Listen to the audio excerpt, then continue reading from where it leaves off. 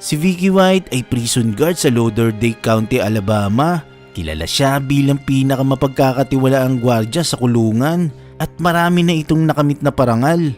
Pero nabago ito noong April 2022 nung tinulungan nito ang isang preso na makatakas sa bilangguan. Ang preso ay si Casey White. Ang relasyon ni Vicky at Casey ay na-develop sa loob ng kulungan. Madalas din magka-text at magkatawagan ng dalawa.